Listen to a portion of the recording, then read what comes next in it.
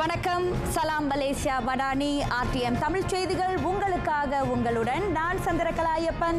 இன்றைய தலைப்புச் செய்திகள்: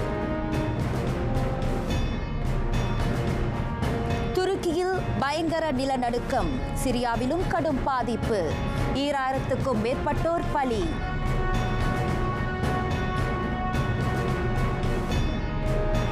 துருக்கிய நிலநடுக்கத்தில் மலேசியர்கள் பாதிக்கப்படவில்லை, தேடி மீட்கும் படையை அனுப்ப பிரதமர் உத்தரவு.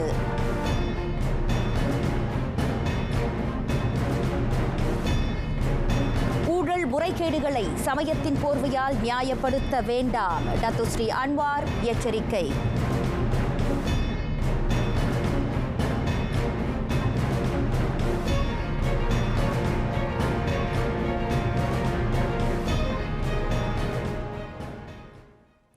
துருக்கியவே இன்று அதிகாலை உலுக்கிய நிலநடுக்கத்தில் மலேசியர் எவரும் பாதிக்கப்படவில்லை. ஆயினும் அண்மைய தகவல்களை பெற அங்காராவில் உள்ள மலேசிய தூதரகம், இஸ்தான்புலில் இருக்கும் பேராளரகம் ஆகியவற்றுடன் அணுக்க தொடர்பில் இருப்பதாக வெளியுறவு அமைச்சர் டத்துஸ்ரீ ஜம்ரி அப்துல் காடேர் தெரிவித்தார். நிலநடுக்கத்தினால் துருக்கியவிலும் சிரியாவிலும் 2000க்கும் அதிகமானோர் பலியானார்கள். ரிச்சர் அளவையில் 7.8 ஆற்றல் கொண்ட நிலநடுக்கம் துருக்கியவின் காராமன்மாராஸ் வட்டாரத்தில் 17.9 கிலோமீட்டர் ஆழத்தில் மையமிட்டிருந்தது. துருக்கிய நேரப்படி அதிகாலை 4:17 மணிக்கு உண்டான அந்த நிலநடுக்கம் சிரியா, லெபனான், சைப்ரஸ் ஆகிய நாடுகளிலும் உணரப்பட்டது. துருக்கியவின் தென்கிழக்கு வட்டாரத்திலும் சிரியா எல்லையிலும் பலத்த சேதங்கள் ஏற்பட்டிருக்கின்றன. கட்டடங்கள் பல இடிந்து விழுந்த நிலையில் தேடி மீட்கும் பணிகள் தீவிரப்படுத்தப்பட்டிருக்கின்றன. காயமுற்றோர் மருத்துவமனையில் சிகிச்சை பெற்று வரும் நிலையில் மரண எண்ணிக்கை அதிகரிப்பதற்கான சாத்தியம் இருப்பதாக அதிகாரிகள் அச்சம் தெரிவித்தனர். இவ்வேளையில் சிரியாவில் 386 பேர் நிலநடுக்கத்தால் பலியானார்கள், 648 பேர் காயமுற்றனர். துருக்கிய எல்லையை ஒட்டிய அலேப்போ, ஹமா, லத்தாக்கியா, தாத்தஸ் ஆகிய நகரங்கள் கடுமையாக பாதிக்கப்பட்டிருக்கின்றன. அதிகமான கட்டடங்கள் இடிந்து விழுந்த நிலையில் தேடும் பணிகள் தீவிரப்படுத்தப்பட்டிருக்கின்றன. கட்டட இடிபாடுகளில் பலர் சிக்கிக் கொண்டிருப்பதாக அஞ்சப்படுவதால் மரண எண்ணிக்கை அதிகரிக்கும் சாத்தியம் இருப்பதை அதிகாரிகள் கோடி காட்டினர். சிரியாவின் பல பகுதிகளில் மழை பெய்து கொண்டிருப்பது தேடும் பணிகளை மேலும் கடினமாக்கி இருக்கிறது. இதனிடையே நிலநடுக்கத்தால் கடுமையாக பாதிக்கப்பட்டிருக்கும் துருக்கியவுக்கும் சிரியாவுக்கும் உலக நாடுகள் உதவிக்கரம் நீட்டியுள்ளன. உயிருடற் பொருட்சேதங்களுக்கு வருத்தம் தெரிவித்த ரஷ்ய அதிபர் விளாடிமிர் புட்டின் தேவையான உதவிகளை வழங்க உறுதியளித்தார். சிரியா அதிபர் பஷார் அல் அசாட்டுக்கு துருக்கிய அதிபர் ரிசெப் தாயிப் எர்டோகனுக்கும் அவர் இத்தகவலை வழங்கினார். ஐரோப்பிய ஒன்றியம், பிரான்ஸ், பிரிட்டன் ஆகியவையும் மீட்பு குழுக்களை துருக்கியவுக்கும் சிரியாவுக்கும் அனுப்பியிருக்கின்றன. நிலநடுக்கத்தால் பாதிக்கப்பட்டிருக்கும் துருக்கியவுக்கும் சிரியாவுக்கும் மலேசியா உதவும். அதன் பொருட்டு மலேசிய தேடி மீட்கும் சிறப்பு படை ஸ்மார்ட் அங்கு அனுப்பப்படும் என பிரதமர் டத்துஸ்ரீ அன்வார் இப்ராஹிம் தெரிவித்தார். ஸ்மார்ட் படையை விரைந்து ஆயத்தப்படுத்தும்படியும் பாதிக்கப்பட்ட நாடுகளுக்கு அனுப்பும்படியும் உத்தரவிடப்பட்டிருப்பதாக பிரதமர் தெரிவித்தார். அந்த உதவிகளை துருக்கியே கோராவிடினும் மாந்த நேய அடிப்படையில் மலேசியா அதனை வழங்க முன்வந்திருப்பதாக அவர் கூறினார். இவ்வேளையில் ஸ்மார்ட் உறுப்பினர் 75 பேர் துருக்கியே புறப்பட ஆயத்தமாக இருப்பதாக பிரதமர் துறையின் சபா சரவா விவகாரம் மற்றும் சிறப்பு பணிகளுக்கான அமைச்சர் டத்தோ மீசான் முகமது அலி குறிப்பிட்டார். ஊழலை ஒழிப்பதில் ஒருமைப்பாட்டு அரசாங்கம் தீவிர போக்கை கடைபிடிக்கிறது. அதேவேளை ஊழலையும் அதிகார முறைகேட்டையும் களை எடுப்பதற்கு செயலாக்க மற்றும் சட்ட தரப்புகளுக்கு போதிய வாய்ப்புகள் வழங்கப்பட வேண்டும் என பிரதமர் கேட்டுக்கொண்டார். ஊழலையும் அதிகார முறைகேட்டையும் நியாயப்படுத்த அரசியல் தலைவர்கள் சிலர் சமயத்தை போர்வையாக பயன்படுத்துவதை பிரதமர் சாடினார். இஸ்லாம் உள்ளிட்ட அனைத்து சமயங்களும் ஊழலையும் அதிகார முறைகேட்டையும் எதிர்க்கின்றன. நாட்டின் நற்பெயருக்கு களங்கத்தை ஏற்படுத்தக்கூடிய அவற்றை வேரோடு களைவதற்கு ஒருமைப்பாட்டு அரசாங்கம் பல்வேறு முனைப்புகளை முன்னெடுத்திருக்கிறது. அதற்கு மலேசியர் அனைவரும் தோள் கொடுக்க வேண்டும் என்ற அவாவை பிரதமர் வெளிப்படுத்தினார். இவ்வேளையில் நம்பிக்கை கூட்டணியை மலாய் சமூகம் ஆதரிக்கவில்லை என கூறப்படுவதை PKR தலைவருமான அவர் மறுத்தார். புட்டாலிஞ்சியாவில் PKR கட்சி தலைமையகத்தில் ஏற்பாடு செய்யப்பட்ட செய்தியாளர்கள் சந்திப்பில் டத்துஸ்ரீ அன்வார் பேசினார். தொலைத்தொடர்பு நிறுவனங்கள் வழங்கும் சேவை மற்றும் தரம் தொடர்பான சிக்கல்களுக்கு ஜூன் மாதத்திற்கு முன்பே தீர்வு காண்பீர். மலேசிய தொடர்பு பல்லுலக ஆணையத்திற்கு அவ்வாறு பணிக்கப்பட்டிருப்பதாக தொடர்பு இலக்கவியல் அமைச்சர் ஃபமி ஃபாசில் தெரிவித்தார். குறிப்பிட்ட ஒரு பகுதியில் அல்லது இடத்தில் இணைய சேவையை பெறுவது கடினமாக இருப்பதாக பொதுமக்கள் புகார் அளிப்பதை அமைச்சர் சுட்டிக்காட்டினார். சில கட்டடங்களில் இணைய சேவையை பெறுவதில் சிக்கல் நீடிக்கிறது. அதனை களைய சில உபகரணங்களை பொருத்த வேண்டியுள்ளது. அத்தகைய தீர்வை ஆராய MCMC வாயிலாக தொலைத்தொடர்பு நிறுவனங்களுக்கு மத்தியில் ஒத்துழைப்பு அவசியம் என அவர் வலியுறுத்தினார். நெடுஞ்சாலைகளில் பயணிக்கும் போதும் தொடர்பு சேவையில் சிக்கல் நிலவுவதை அவ்வப்போது காண முடிகிறது. லம்பா பந்தாய் நாடாளுமன்ற தொகுதி நிலையிலான சீன புத்தாண்டு விருந்தோம்பலில் கலந்து கொண்ட பின்னர் ஃபஹ்மி செய்தியாளர்களிடம் பேசினார். நாடு முழுவதும் உள்ள PPR மக்கள் குடியிருப்புகளில் இணைய சேவையை இலவசமாக பொருத்தும் 30 திட்டங்கள் வரும் ஏப்ரலில் முழுமை பெறும். ஜெண்டேலா அட் PPR 2 எனும் இலக்கவியல் முன்னோடி திட்டத்தின் கீழ் அவை மேற்கொள்ளப்படுவதாக ஊராட்சி மேம்பாட்டு அமைச்சர் ngா கோ மெங் தெரிவித்தார். அந்த திட்டம் 2,20,00,000 ரிங்கிட் செலவை உட்படுத்தியிருக்கிறது. அதன் வாயிலாக PPR குடியிருப்பில் உள்ள ஏறத்தாழ 13,218 வீடுகள் இணைய வசதிகளை கொண்டிருக்கும். 30 Mbps விரைவு ஆற்றல் கொண்ட அந்த இலவச இணைய சேவையை சுமார் 53,000 பேர் 9 மாதங்களுக்கு அனுபவிப்பர். பட்டவத்தில் உள்ள தாமான் பகான்ஜயா மக்கள் குடியிருப்பில் இணைய வசதிகளை பார்வையிட்ட பின்னர் ngா செய்தியாளர்களிடம் பேசினார். மற்றொரு நிலவரத்தில் பினாங்கு புக்கிட் மிர்தாஜாம் பொதுச்சந்தை பகுதிக்கு அமைச்சர் பயணம் மேற்கொண்டார். அந்த சந்தையை மறுநிர்மாணம் செய்ய 2,30,00,000 ரிங்கிட் ஒதுக்கப்பட்டிருக்கிறது. அந்த பொதுச்சந்தை மீண்டும் இயங்க தொடங்கினால் சுற்று வட்டார மக்கள் 2,40,000 மேற்பட்டோர் பயனடைவர் என அவர் நம்பிக்கை தெரிவித்தார். 42,000 சதுர அடி பரப்பளவில் அந்த கட்டுமான திட்டம் இவ்வாண்டு தொடங்கி 2026 முழுமை பெறும். 10 ஆண்டுகளுக்கு முன்னர் தீக்கிரையான புக்கிட் மிர்தாஜாம் பொதுச்சந்தையை மீண்டும் மேம்படுத்த முனைந்திருக்கும் பினாங்கு மாநில அரசுக்கு உதவ அமைச்சு தயாராக இருப்பதாக ngா குறிப்பிட்டார்.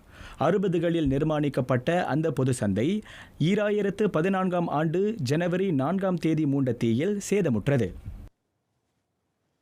B40 குடும்பங்களின் மூத்த பிள்ளைகளை பட்டதாரியாக்கும் இலவச கல்வி திட்டத்தை அரசாங்கம் மேற்கொள்கிறது. பொது பல்கலைக்கழகங்களுக்கு செல்லும் வாய்ப்பை இது அவர்களுக்கு வழங்கும் என உயர்கல்வி அமைச்சர் டத்துஸ்ரீ முகமது கலீட் நோர்டீன் தெரிவித்தார். முந்தைய புரோகிராம் சூலோங் திட்டத்தின் தொடர்ச்சி இது. புரோகிராம் சூலோங் திட்டம் நடைமுறைப்படுத்தப்பட்டு தொடரப்படுவதை அமைச்சர் சுட்டிக்காட்டினார். B40 குடும்பத்தில் உயர்கல்விக்கு தகுதியான மூத்த பிள்ளை இருப்பின் அவர் இந்த திட்டத்தில் சேர்த்துக் கொள்ளப்பட சீராய்வு செய்யப்படும். ஜொஹோர் ஸ்கூடாய் மலேசிய தொழில்நுட்ப பல்கலைக்கழகத்திற்கு வருகையளித்த டத்துஸ்ரீ முகமது கலீட் செய்தியாளர்களிடம் பேசினார். இவ்வேளையில் நாட்டில் உள்ள எல்லா பொது பல்கலைக்கழகங்களும் கருணை உணவு திட்டத்தை செயல்படுத்துவது உறுதி செய்யப்படும். தனியார் உயர்கல்விக் கழகங்களும் அதனை நடைமுறைப்படுத்த ஊக்குவிக்கப்படுவதாக அமைச்சர் கூறினார். விரைவில் அந்த திட்டம் அனைத்து பொது பல்கலைக்கழகங்களிலும் செயல்படுத்தப்படுவது உறுதி செய்யப்படும். இதனை தனியார் பல்கலைக்கழகங்களும் ஏற்றுக்கொள்ளும் என்ற எதிர்பார்ப்பை டத்துஸ்ரீ முகமது கலீட் வெளிப்படுத்தினார். மருத்துவமனைகளின் அவசர பிரிவு துறைகளின் சிக்கல்களில் கவனம் செலுத்தப்படுவதுடன் அவற்றை களையும் வழிகளும் ஆராயப்படுகின்றன. துரித தீர்வுக்கான இந்த முனைப்பு மேற்கொள்ளப்படுவதாக சுகாதார அமைச்சர் டாக்டர் சலிஹா முஸ்தபா தெரிவித்தார். அண்மையில் ஒரு மருத்துவமனையில் தமது தரப்பு நடத்திய கண்காணிப்பில் அவசர பிரிவில் சேர்க்கப்பட வேண்டிய நோயாளி அந்த துறையிலேயே இருந்து அவதியுற்றதையும் அதனால் முன்வரிசை பணியாளர்களுக்கு ஏற்பட்ட பதற்றத்தையும் அமைச்சர் நினைவு கூர்ந்தார். அதனால் அவருக்கு நோயின் பாதிப்பு அதிகமானது. இந்நிலையில் அவசர சிகிச்சை பிரிவு பணியாளர்கள் எதிர்நோக்கும் உடல் உள்ள சோர்வினை அமைச்சு உணர்வதாக அவர் கூறினார். பணியாளர்களை பொறுப்பு அமர்த்துவது, மேலும் அதிகமான படுகைகளை ஏற்படுத்துவது, மேலாண்மையை துரிதப்படுத்துவது முதலியவற்றை அமைச்சு நுண்ணோக்கும் என டாக்டர் ஜலிஹா ட்விட்டர் பக்கத்தில் குறிப்பிட்டார். இறுதி கட்டத்தை நெருங்குகிறது சுகாதார வெள்ளை அறிக்கை. நாட்டின் சுகாதார சேவைத்துறைக்கு வலு சேர்க்கும் புதிய அடிப்படை கொள்கையை அது கொண்டுள்ளது. அந்த வெள்ளை அறிக்கை முழுமை பெற்ற பின்னர் சபாவில் மருத்துவ வசதிகளை மேம்படுத்த கூட்டரசு அரசு சிறப்பு கவனம் செலுத்தும் என சுகாதார துணை அமைச்சர் லுகானிஸ்மான் அவாங் சவுனி தெரிவித்தார். சுகாதாரத்துறைக்கு நாடு முக்கிய கவனம் செலுத்த வேண்டும் என்பதை கோவிட்-19 பெருந்தொற்று உணர்த்தியிருக்கிறது.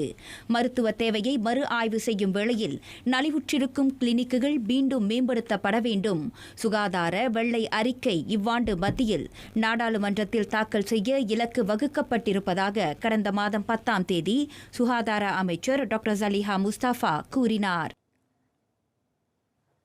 ஆண்டுக்கு 80 லட்சம் பயணிகளை கையாளும் வட்டார வான் போக்குவரத்து மையமாக சுபாங் சுல்தான் அப்துல் அசீஸ் ஷா வானூர்தி நிலையம் உருமாற்றம் காணும். சுபாங் வானூர்தி நிலைய மீட்டுருவாக்க திட்டம் வழி அது மேற்கொள்ளப்படும் என போக்குவரத்து அமைச்சர் ஆந்தனி லாக் தெரிவித்தார். சுபாங் வானூர்தி நிலைய மீட்டுருவாக்க திட்டம் கடந்த வியாழனன்று அங்கீகரிக்கப்பட்டது. அதனை உருமாற்றுவதன் வழி நாடு பொருளாதார வளர்ச்சியை எட்டுவதுடன் உயர்தர வேலை வாய்ப்புகளையும் உருவாக்க இயலும் என அமைச்சர் கருத்துரைத்தார். பரவெளி சூழியல், பொது வர்த்தக போக்குவரத்து முதலிய கூறுகளில் அந்த திட்டத்தில் கவனம் செலுத்தப்படும். எல்டிசாஸில் சிறிய ரக விமான சேவைகள் நிலைநிறுத்தப்படும்.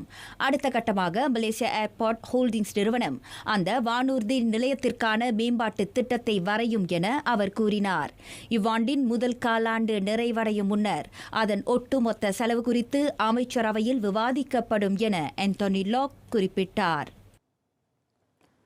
நாடாளுமன்ற உறுப்பினர்களுக்கான தொகுதி மேம்பாட்டு நிதி குறைக்கப்பட்ட விவகாரம் வரும் ஞாயிற்றுக்கிழமை நடைபெறவிருக்கும் ஆளும் கட்சி நாடாளுமன்ற உறுப்பினர்களின் கூட்டத்தில் விவாதிக்கப்படும் முக்கிய கூறாக அது அமையும் என நிதி துணை அமைச்சர் டத்துஸ்ரீ அஹ்மத் மஸ்லான் கோடி காட்டினார். நாடாளுமன்ற கூட்டம் திங்கட்கிழமை தொடங்கவிருக்கும் நிலையில் அதன் முதல் நாளில் நடைபெறும் இந்த சந்திப்பில் ஆளும் கூட்டணியைச் சேர்ந்த 146 நாடாளுமன்ற உறுப்பினர்கள் பங்கேற்கவிருக்கின்றனர். தொகுதி மேம்பாட்டு நிதி குறைக்கப்பட்டது தொடர்பில் பிரதமர் டத்துஸ்ரீ அன்வார் அப்போது உறுப்பினர்களிடம் விளக்குவார் என துணை அமைச்சர் கூறினார். நாடாளுமன்ற கூட்டத்தொடர் தொடங்குவதற்கு முன் இத்தகைய சந்திப்பு நடைபெறுவது வழக்கம் என்றாலும் இம்முறை புத்ராஜியாவில் கூடுதல் நேரம் மேற்கொள்ளப்படும் என்றும் டத்துஸ்ரீ அஹ்மத் விவரித்தார். முன்னதாக தொகுதி மேம்பாட்டு நிதி குறைக்கப்பட்டது தொடர்பில் கபிட் நாடாளுமன்ற உறுப்பினர் டத்துஸ்ரீ அலெக்சாண்டர் தலிங்கி மன நிறைவின்மையை வெளிப்படுத்தினார். இவ்வாண்டுக்கான நாடாளுமன்ற தொகுதி மேம்பாட்டு நிதி 38 லட்சம் ரிங்கிட்டிலிருந்து 13 லட்சம் ரிங்கிட்டுக்கு குறைக்கப்படுவதாக அறிவிக்கப்பட்டிருக்கிறது. இவ்வேளையில் வடக்கு தெற்கு நெடுஞ்சாலையில் யோங்பெங் ஸ்கூடாய்க்கு செல்லும் பாதையில் கூடுதல் வழித்தடத்தை அமைப்பது தொடர்பில் இவ்வாரம் பிளஸ் தரப்புடன் கலந்தாலோசிக்கப்படும் என டத்துஸ்ரீ அஹ்மத் தெரிவித்தார். வாகனங்களின் அதிகரிப்பால் ஏற்படும் நெரிசலை குறைக்க கூடுதல் வழித்தடத்தை அமைக்க ஜொஹூர் அரசாங்கம் பரிந்துரைத்துள்ளது. மலாக்காவிலிருந்து சிரம்பான் செல்லும் வழியில் 6 வழித்தடங்களும், சிரம்பானிலிருந்து தலைநகருக்கு செல்ல 8 வழித்தடங்களும் அமைக்கப்பட்டுள்ளன. நாட்டின் வருமானத்தை பெருக்க ஜொஹூர் மாநிலம் பல வழிகளில் துணை புரிந்து வந்தாலும் அந்த மாநிலத்துக்குள் நுழைய 4 வழித்தடங்களே இருப்பதை அவர் சுட்டிக்காட்டினார். ஜொஹூர் மாநில நிலையில் 2023 வரவு செலவு திட்ட கலந்துரையாடலில் பங்கேற்ற பின் டத்துஸ்ரீ அஹ்மத் செய்தியாளர்களிடம் பேசினார். அதே நிகழ்ச்சியில் பேசிய ஜொஹூர் மந்திரி பசார் டத்தோ ஆன் ஹாஃபிஸ் காசி கடந்த அக்டோபரில் அறிவிக்கப்பட்ட மாநிலத்துக்கான நிதி ஒதுக்கீட்டை ஒருமைப்பாட்டு அரசாங்கம் நிலைநிறுத்தும் என்ற எதிர்பார்ப்பை முன்வைத்தார். ஒதுக்கீடு குறைக்கப்பட்டால் மாநில ரீதியில் சில பொருளாதார சிக்கல்கள் ஏற்பட வாய்ப்புள்ளதை அவர் சுட்டிக்காட்டினார். நீர் கையிருப்பு, வெள்ளத்தடுப்பு திட்டங்களை தவிர்த்து 2வது சுல்தானா அமீனா பொது மருத்துவமனையை நிர்மாணிக்கவும் ஜொஹூர் அரசாங்கம் பரிந்துரைத்துள்ளது. மக்கள் நல்வாழ்வை கருத்தில் கொண்டு நிதி அமைச்சு அதனை பரிசீலிக்க வேண்டும் என டத்தோ ஆன் ஹாஃபிஸ் கேட்டுக்கொண்டார். கிழக்கு கரை ரயில் தண்டவாள திட்டம் ECRL குறித்து சிலாங்கூரில் நிலம் ஒதுக்கப்பட்ட விவகாரம் மாநில செயலாக்க தரப்பினர் நிர்ணயித்திருக்கும் அனைத்து விதிகளையும் பின்பற்றுவதில் உரிமையாளர் நிறுவனமான MRLம் முதன்மை குத்தகையாளரான CCC ECRLம் திடமாக உள்ளன. சுற்றுச்சூழலை பேணுவதுடன் பொதுமக்கள் நலனில் அவ்விரு நிறுவனங்களும் கவனம் செலுத்துகின்றன. மாநில செயலாக்க தரப்புகள் மற்றும் தொடர்புடைய நிறுவனங்களின் ஒத்துழைப்பில் ஸ்லாங்கூரில் தண்டவாளத்தை அமைக்கும் பணிகள் சீராக நடைபெற்று வருவதாக MRL அறிக்கையில் குறிப்பிட்டுள்ளது. அத்துடன் உள்ளூர் சமூகங்களுடனும் முக்கிய தரப்புகளுடனும் கலந்துரையாடிய பின்னர் கோம்பாக், சிரண்டா, கிள்ளான் துறைமுகம் ஆகியவற்றை உட்படுத்திய செக்ஷன் C2 கட்டுமான பணிகள் மேற்கொள்ளப்பட்டு வருகின்றன. அதற்கான அனுமதியை போக்குவரத்து அமைச்சு கடந்த மாதம் 14ஆம் தேதி வழங்கியது. ECRL கட்டுமான திட்டத்தில் காப்பு காணக பகுதிகள் உட்படவில்லை என்றும் MRL தெளிவுபடுத்தியது. லட்சக்கணக்கான பக்தர்களுக்கு தரிசனம், பல்லாயிரக்கணக்கான வேண்டுதல்கள், பாலாலும் பன்னீராலும் நீராடி மகிழ்ந்த பத்துமலை முருகன் மீண்டும் வெள்ளி ரதமேறி தாய் வீடு புறப்பட்டார்.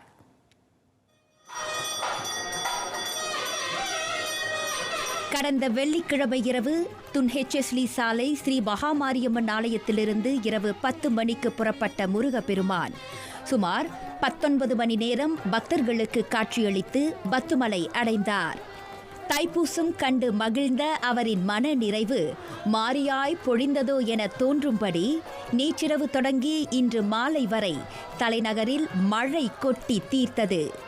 மாலையில் மீண்டும் வள்ளி தெய்வானையுடன் வெள்ளி ரதமேறிய புள்ளிமயில் வாகனன் பக்தர்களுக்கு காட்சியளித்துக் கொண்டிருக்கிறார்.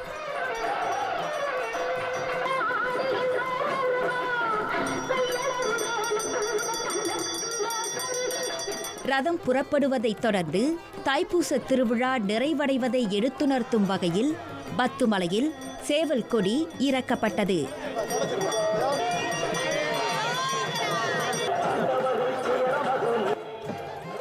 ஆரார் வந்தார் அமரர் குழாமா, மகனைக் காண அரண் வந்தாரா, மருகன் அழகை பாட அரியோடு அயனும் வந்தாரா, ஆரார் வந்தார் என்ன, ஆயிரம் ஆயிரம் பக்தர்கள் நெஞ்சிலும் நாவிலும் ஏந்தி உடன் வர திருமுருகன் ஆடி அசைந்து தேரேறி வரும் அழகை பாட சொல்வுளதோ.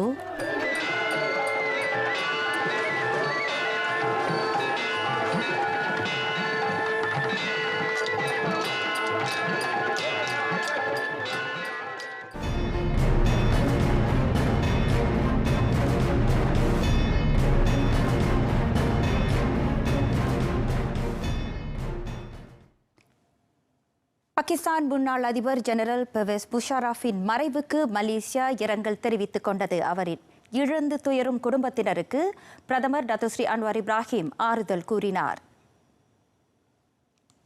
இக்கட்டான இந்த தருணத்தில் பெர்வேஸ் முஷாரஃபின் குடும்பத்தினருக்கு இறைவன் மன துணிவை தர வேண்டுவதாக ட்விட்டர் இடுகையில் டத்துஸ்ரீ அன்வார் குறிப்பிட்டுள்ளார்.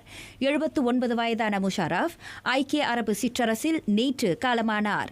1999 இரத்த களறியற்ற ஆட்சி பறிப்பின் மூலம் அதிகாரத்தை கைப்பற்றிய அவர் 2008ஆம் ஆண்டு வரை பாகிஸ்தான் அதிபராக பதவி வகித்தார். வீட்டுச் சிறையில் வைக்கப்பட்டிருந்த அவர் சிகிச்சைக்காக 2016இல் பாகிஸ்தானை விட்டு துபாய் சென்றார்.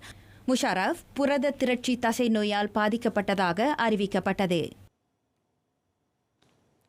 சீனாவின் உளவு பலூனை சுட்டு வீழ்த்துவதில் அதிபர் ஜோ பைடன் தாமதமாக செயல்பட்டதாக குடியரசுக் கட்சி நாடாளுமன்ற உறுப்பினர்கள் சாடியிருக்கின்றனர்.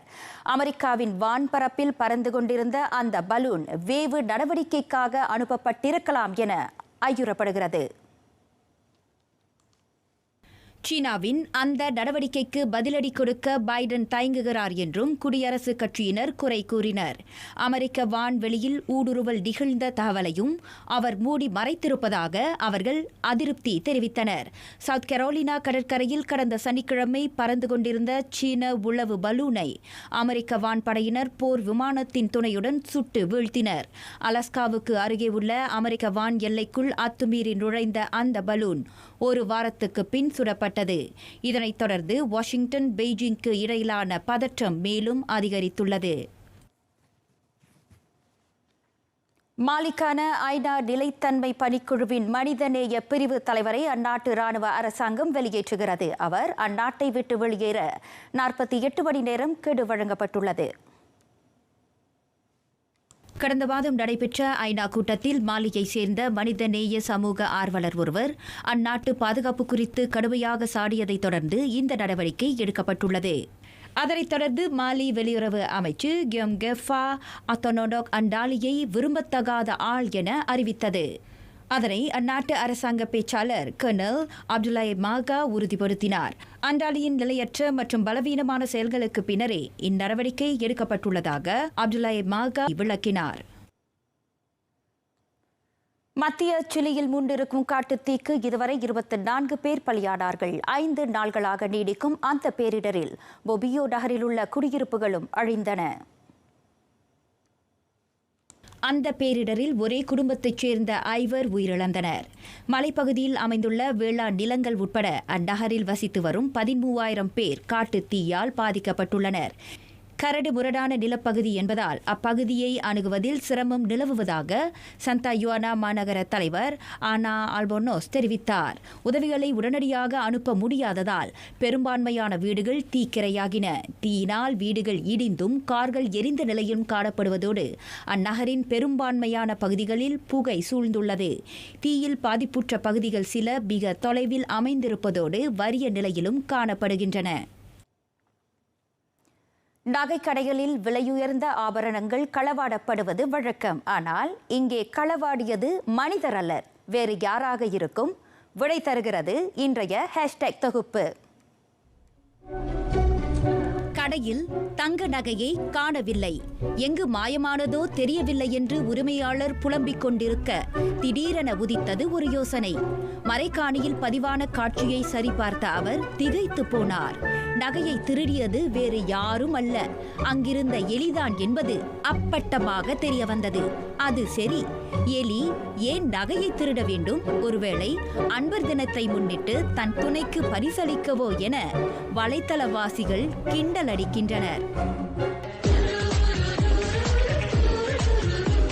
சீனாவிலும் இந்தி பாடலுக்கு தனி ரசிகர் பட்டாளமே இருக்கிறது என்றால் உங்களால் நம்ப முடியுமா?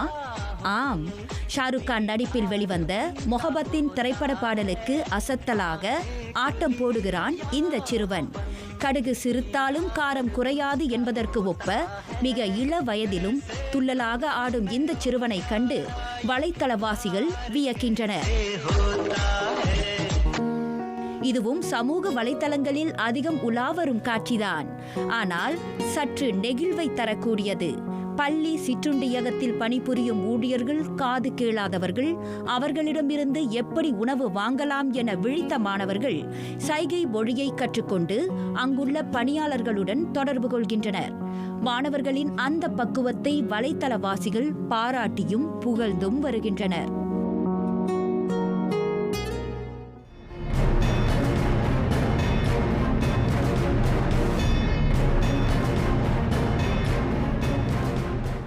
கேல் கோபுரத்திலிருந்து குதிக்கும் அனைத்துலக போட்டிக்கு வழக்கத்துக்கு மாறான வரவேற்பு. உள்நாடு மட்டுமின்றி உலகம் முழுவதிலுமிருந்து 156 பங்கேற்பாளர்கள் அதில் பங்கேற்றனர். தீரச் செயல்களில் ஆர்வமுள்ளோருக்கு விருந்தாய் அமைந்தது அந்த போட்டி. மக்களின் அமோக வரவேற்புடன் 3 நாட்களுக்கு நடைபெற்ற அந்த நிகழ்ச்சி நேற்று நிறைவை நாடியது. நிகழ்ச்சி நடுகிலும் 3118 பேர் கேஎல் கோபுரத்தில் இருந்து குதிக்கும் அரிய வாய்ப்பை பெற்றனர். முதல் நாளில் 1108 பேரும், 2ஆம் நாளில் 1285 பேரும் அந்த வானளாவிய கட்டடத்தில் இருந்து குதித்து தங்கள் தீரத்தை வெளிப்படுத்தினர். ஆயினும் 3ஆம் நாளான நேற்று சாதகமற்ற வானிலை காரணமாக 725 பேர் மட்டுமே அந்த தீரச் செயலில் ஈடுபட்டனர். அத்தகைய உயரமான கோபுரத்தில் இருந்து ஒரு முறை குதிக்கவே பலர் அஞ்சும் நிலையில் மிக அதிகமாக 53 முறை குதித்து வியப்பை ஏற்படுத்தினார் அமெரிக்காவைச் சேர்ந்த ஜஸ்டின் பவர்ஸ். 20ஆம் முறையாக நடைபெறும் அந்த நிகழ்ச்சி இனிவரும் காலங்களிலும் தொடர வேண்டும் என்பது பங்கேற்பாளர்களின் அவா. இங்கிலீஷ் பிரீமியர் லீக் பட்டத்தை தற்காப்பதில் மான்செஸ்டர் சிட்டிக்கு பேரிடி விழுந்துள்ளது. இன்று அதிகாலையில் டாட்டனமுக்கு எதிரான ஆட்டத்தில் அது ஒற்றை கோலில் வீழ்ந்தது. ஆட்டம் தொடங்கிய 15வது நிமிடத்திலேயே டொட்டனமுக்கான வெற்றி கோலை புகுத்தினார் ஹாரி கேன். அவனிக்காக அந்த இங்கிலாந்து வீரர் புகுத்தியிருக்கும் 267வது கோல் அதுவாகும். அதனைத் தொடர்ந்து டொட்டனமின் புதிய கோல் மன்னனாக அவர் உருவாகியுள்ளார். 1970ஆம் ஆண்டு தொடக்கம் பவனி முன்னாள் வீரர் ஜிம்மி கிரேவ்ஸின் வசம் அப்பட்டம் இருந்தது. தற்போது அது ஹாரி கேனுக்கு கைமாறியுள்ளது. இவ்வேளையில் லீக் பட்டியலில் ஆர்சனலுடன் ஒப்பிடுகையில் 5 புள்ளிகள் குறைவாக அதற்கடுத்த நிலையில் சிட்டி இருக்கிறது.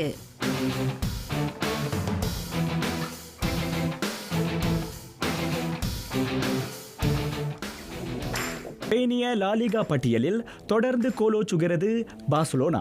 இன்று அதிகாலையில் அது செவியாவை 3-0 என வென்றது. பாசாவின் அந்த 3 கோல்களும் பிற்பாதியில் புகுத்தப்பட்டன. அவற்றை முறையே ஜோர்டி அல்பா, காவி, ரஃபின்ஹா ஆகியோர் புகுத்தினர். பயிற்றுனர் ஷாவி ஹெர்னாண்டஸ் வழிகாட்டலில் இயங்கும் பாசா 2019ஆம் ஆண்டுக்கு பிறகு லாலிகா பட்டத்தை முதல் முறையாக கைப்பற்ற சரியான தடத்தில் உள்ளது. அந்த உள்ளூர் லீக் பட்டியலில் அவ்வணி 53 புள்ளிகளுடன் முதல் நிலையில் இருக்கிறது. நடப்பு வெற்றியாளர் ரியால் மேட்ரிட் 8 புள்ளிகள் இடைவெளியில் அதற்கடுத்த நிலையில் உள்ளது.